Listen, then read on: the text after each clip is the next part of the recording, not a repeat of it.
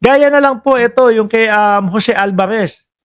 Ano po, yung kay Jose Alvarez, mga bossing. Mga emisary, nakausap ko na Ito yung kumbaga itong tao na ito, yung sumugod mismo doon sa Senado kasi nga, ang pangalan niya daw po ay binanggit. Ang kasama daw po siya doon sa nakakakuha ng maleta. At yun daw ho, mga bossing, ay nung tumanggi siya. Nung tumanggi siya, na i-endorse yung impeachment ni Bongbong Marcos na ating presidente. yung mga kalahati nung 18. Si Laila de Lima hindi talaga kasama. Bakit nila sinasama? Nakausap daw nila na yung kalahati ng 18 at si Leila de Lima daw po ay hindi daw talaga kasama. Okay. Ako, wala talaga sa kanila nagsabi na dineliver namin doon sa bahay. Wala makaka-describe sa bahay ko. Sinasabi lang Forbes Park House. Pero yung ibang mga congressman, dineliver sa bahay, may address pa. May picture pa. So, sabi ko, gusto ko lang malaman na saan ba yung tatlong balita na yan? Doon sa siyam na kinausap nyo, did they include the name of Senator Loren Legarda? Ayan. Na nakatanggap? Hindi po ako ang umausap. Meron akong emisary sa military. Hindi mo fa-file yung 18 kasi sabi niyo 6 na ang I think I'm very close to kung sino, kung sino yung mastermind at saka kung sino Magulo talaga itong mga 18 marites mga kababayan. yung sabihin mo ito. Pero kung let's say may nagsabi na nagkamali kami, will you desist from filing? Kawawa naman yun. Alam mo, itong mga Marines na yan, some of them, yung mga kasama nila nung araw, naging kasama ko rin doon sa Palawan, sa campaign ko nung the last 15 years. Okay. Walang-wala talaga yan sila. Kaya posible na tumugma doon sa sinasabi na nadiskubre ni Director Matibag na kapit patalim itong mga ito. Na napangakuan ng 5 milyon di umano, base yan kay Attorney Melvin Matibag, para sumama dyan sa pagtayo sa likod ni Baligod. Sabi ni Marina Lalin Robles, Boss Mark, kung ang Germany may Sinlender list o Swindler list, wow, mga defensor and kampo na maleta list. Sabi ni Marina Lalin. Sabi ni Pulongges Yotman, baka sa sementeryo nagde-deliver ng maleta mga 18 marites. Ang leader nila ay si Attorney Baligod. Ewan ko dyan sa mga putik na yan. Halata namang kasi. Hula-hula lang.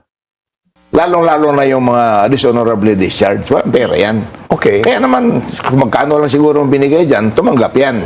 At may pangako na malaki. But yung akin naman, kung sino lang yung nagsabi na nagdala sa akin ng 2 tao o 1 tao, ayun lang ididimanda ko. Tapos kung sino yung background. Kawawa itong mga 18 marites mga kababayan kapag talagang kagaya niyan, patong-patong na po ang mga kaso nila. Di ba? Si Alonto Adjong. Si Alonto Adjong, Leila de Lima, si tawag dito, Benny Abante, sino pa? Erwin Tulfo, tapos ito kakasuhan pa kung sino yung nagbanggit nung kanyang pangalan niya. Mga sir, kung totoo na kayo ay tumanggap ng 5 milyon napakakulang niyan. Napakaliit niyan. No? Napakaliit niyan. Dahil kapag niresbakan kayo, paninirang purya at humingi ng danyos perwisyo, 5 milyon kada isa niyan, malamang bulo kayo sa kulungan dahil hindi nyo kayang bayaran. Panigurado din mga kababayan, kung sino man yung kumausap o umuto dito sa 18 marites na ito, mga boss chipamos, pagka nagkagipitan na at wala na, iiwan din siya o iiwan din sila niyan sa ere. Hindi sila tutulungan niyan. No? Wala kayo. Pagpasok nyo sa obla, iba na bebembang sa mga misis nyo. How about si Attorney Levy Baligod? Kasama siya sa demanda. Will you file a case? Kasama siya sa dedemandahan nitong si Jose Alvarez. Siya yata yung gumawa ng affidavit eh. Pero pag nag-decision tao, will you still file a case against Levy Baligod or pati siya i-absuelto muna? Alam mo, habang tumatanda ka, gusto Pagka humingi ng paumanhin o nag-dismiss yung mga ito, kaya absuelto na. Pag humingi ng sorry, Sa bagay, maintindihan natin siya. Eh, patanda ka na. Kapag ka nangyayari na sorry, ayaw mo na. Ayaw mo na ding ma-stress. Pero yung Chavit Singson, no, tingin ko, stress ho yun ngayon, mga kababayan. Ito mo na rin, medyo payapa yung buhay mo, di ba? Pero, So, to file a case is easy. But to have it correctly prosper, mahirap yun dahil, di ba, wala dito yung... so, Sabi ni Sir Sunny Reyes, ang baba na ng peso, kulang pambayad sa lawyer at piyansa. Ngayon, no, speaking of kaso, mga boss Chief Amo, sir, inaalam ko kung sino po ang nagkaso dito kay Chavit Singson ng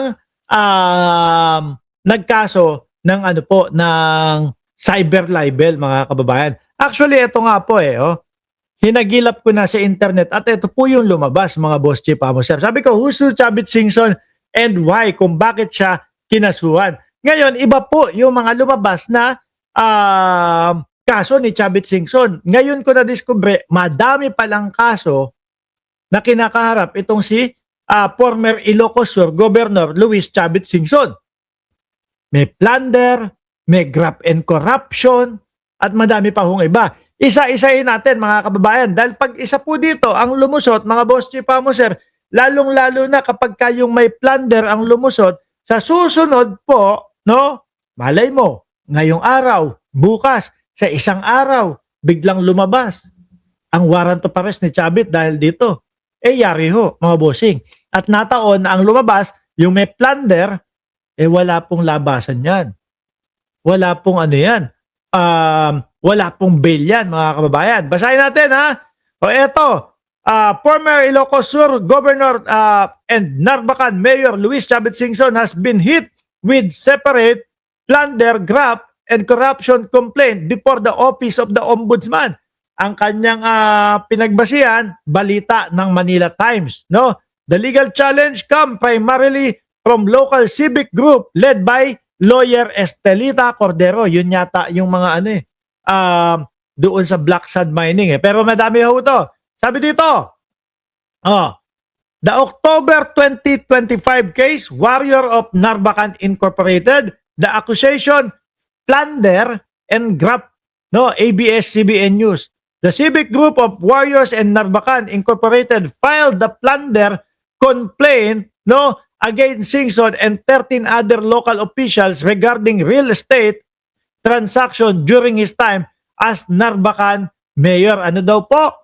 Ang nila is overpriced land purchase. The group alleged that Singson conspired to purchase a 99,974 square meter property for the local government from Western Textile Mill Inc. of 149